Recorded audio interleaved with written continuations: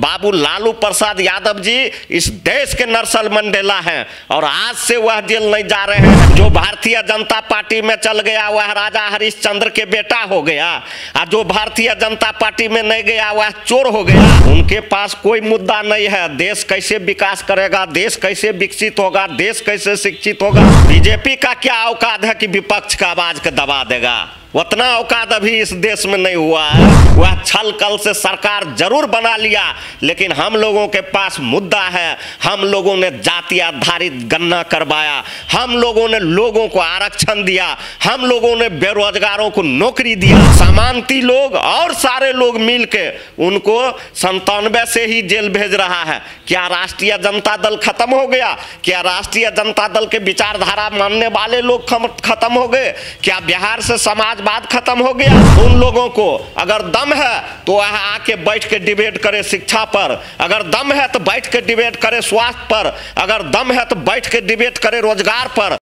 विपक्ष के कई सारे नेताओं पर ईडी के द्वारा कार्रवाई की जा रही है। ऐसे में बीते दिनों झारखंड के मुख्यमंत्री हेमंत सोरेन पर कार्रवाई की गई और जिसके बाद उनको जेल भेज दिया गया। अब जाकर कहीं ना कहीं विपक्ष के नेताओं पर यह आरोप लगाया जा रहा है कि वो लोग भ्रष्टाचार में लिप्त हैं और इसको देखते हुए तमाम लोग जेल में जाएंगे। देखा जाए तो अरविंद केजरीवाल, लालू प्रसाद यादव, साथ ही तेजस्वी यादव से भी ईडी के द्वारा बीते दिनों पूछताछ की गई थी।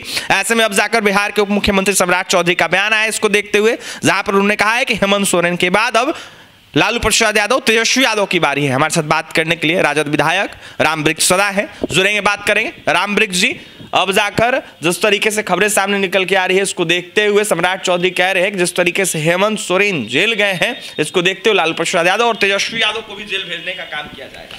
सबसे पहले तो मैं आपको धन्यवाद देता हूं, और भारतीय जनता पार्टी के लोग इससे ज्यादा और क्या बोल सकते हैं? उनके पास क्या है? उनके पास कोई मुद्दा नहीं है। देश कैसे विकास करेगा, देश कैसे विकसित होगा, देश कैसे शिक्षित होगा, देश में उत्तम स्वास्थ्य कैसे होगा, देश की आर्थिक स्थिति कैसे होगा, उसके पास कोई एजेंडा ही नहीं है। सिर्फ उसके पास एजेंडा है कि जितना भी इस देश में सामाजिक न्याय के लोग हैं, जितना भी इस देश में समाजवाद लोग हैं और जितना भी इस देश में शोषित, पीड़ित, दलित, पिछड़ा, अत्यंत पिछड़ा, अल्पसंख्यक के नेता है, वह तमाम लोगों को टारगेट करके जेल भेजो और इस देश में राजतंत्र कायम करो। वह पूरा होने वाला नहीं है।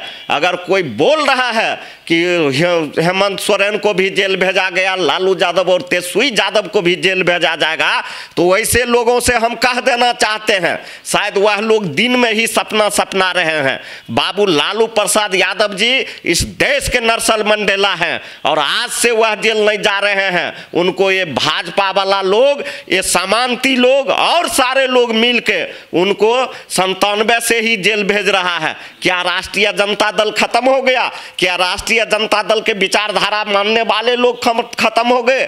क्या बिहार से समाजवाद खत्म हो गया? यह सब करने से बीजेपी वाला कुछ मिलने वाला नहीं है। हम तो कहते हैं उन लोगों को, अगर दम है तो वह आके बैठ के डिबेट करे शिक्षा पर, अगर दम है तो बैठ के डिबेट करे स्वास्थ्य पर, अगर दम है तो बैठ के डिबेट करे रोजगार पर, अगर दम है तो बैठ के डिबेट करे इस देश के विकास पर। तब उन लोगों को समझ आएगा कि हम लोग क्या कर रहे हैं और क्या नहीं कर रहे हैं। इस देश के 150 करोड़ आम आवाम जनता मालिक सब कुछ देख रहा है, सब कुछ समझ रहा है, सब पढ़ लिख लिया है और सबको पता है कि यह लोग इस देश को कहां ले जाना चाहता है। लोग होशियार हो चुका है और इनका जवाब इन लोगों को 24 के चुनाव में मिलेगा। बीजेपी के लोग राजद के तमाम बड़े नेताओं को भ्रष्टाचारी बता रहे हैं। लालू प्रसाद यादव और तेजस्वी यादव को सबसे बड़ा भ्रष्टाचारी बताया जा रहा है। अजीत पवार के हैं, उनका रिश्तेदार है। ये जो चप्पा के हैं, उनका रिश्तेदार है। जो भारतीय जनता पार्टी में चल गया वह राजा हरिश्चंद्र के बेटा हो गया और जो भारतीय जनता पार्टी में नहीं गया वह चोर हो गया। या बदले की भावना से कार्रवाई कर रहा है और इससे विपक्ष डरने वाला नहीं है। हम लोगों के नेता आदरणीय बाबू लालू प्रसाद यादव जी और हम लोगों के नेता आदरणीय बाबू तेजस्वी यादव जी सामंती शक्तियों से लड़ने के लिए तैयार है। इस देश को बचाने के लिए तैयार है। इस देश में गरीबों, शोषितों, पीड़ितों, पिछड़ा, अत्यंत पिछड़ा, अल्पसंख्यकों को मान और सम्मान बचाने के लिए तैयार है। चाहे उसके लिए हमारे नेता को जो करना पड़ेगा करेंगे, जो उन लोगों को करना पड़ेगा वह लोग कर ले, लेकिन हम लोग गरीब की लड़ाई को आखिरी दम तक लड़ते रहेंगे। हम लोग झुकने वाले नहीं हैं, हम लोगों को नेता झुकने वाले टूटने वाले नहीं हैं। विपक्ष की आवाजों को दबाने की कोशिश की जा रही है बीजेपी के द्वारा। बीजेपी का क्या औकात है कि विपक्ष का आवाज को दबा देगा? उतना औकात अभी इस देश में नहीं हुआ है।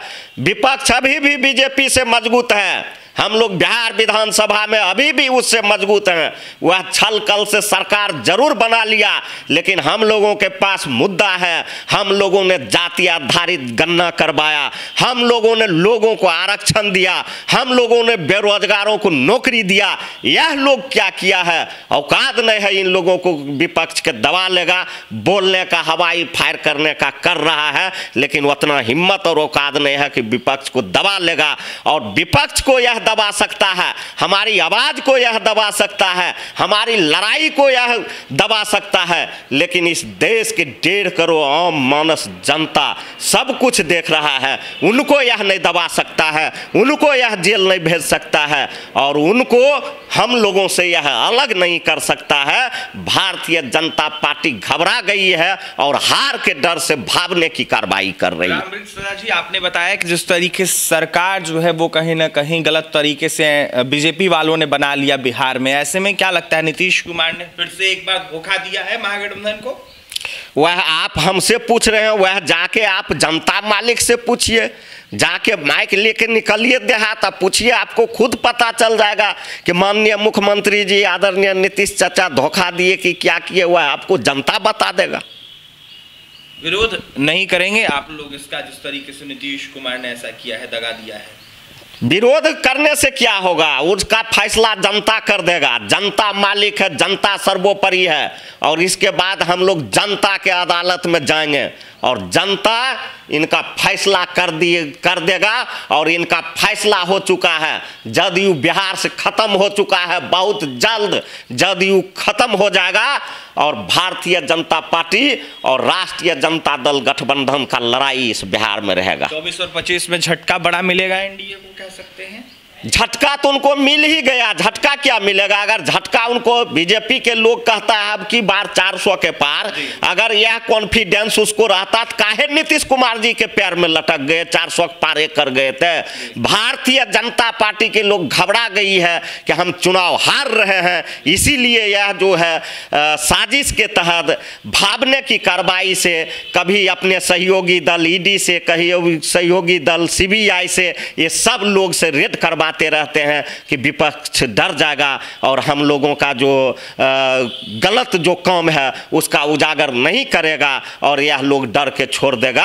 तो ऐसा कोई बात नहीं है। यह देश जो है सब दिन क्रांतियों की देश रहा है, क्रांतिकारियों की देश रहा है, और जब जब इस धरती पर अनर्थ और अन्याय हुआ है तब तब क्रांतिकारी इनकलाब जिंदाबाद बोला है, और इससे ज़्यादा होगा फिर इस देश के क्रांति इनकलाब जिंदाबाद बोलेंगे। देखिए, जिस तरीके से क्रांतिकारी जो है वो कहीं ना कहीं इनकलाब जिंदाबाद बोले हैं, और आने वाले समय में जिस तरीके से देश में अगर गलत किया जाएगा तो क्रांतिकारी क्रांति करेंगे, और कहीं ना कहीं देखा जाए तो क्या कुछ होगा ये देखने वाली बात होगी। तो फिलहाल रामवृक्ष सदा को आप सुन रहे थे। राजद विधायक जमकर बीजेपी पर निशाना साधे थे, यह साफ करते हुए नजर आ रहे थे कि जिस तरीके से केंद्र में बीजेपी की सरकार है और गलत तरीके से बिहार में सरकार जिस तरीके से बीजेपी ने बना लिया है, कहीं ना कहीं आने वाले 24 और 25 के चुनाव में बड़ा कहीं ना कहीं झटका जनता देगी, इन लोगों को जवाब देगी। तो वहीं ईडी के कार्रवाई को लेकर क्या कुछ कहते हैं सम्राट चौधरी के बयान को लेकर रामवृक्ष सदा आपने सुना है। और भी तमाम खबरों के लिए NBC 24 के साथ बने रहे। पटना से सहयोगी अमित के साथ अभिषेक।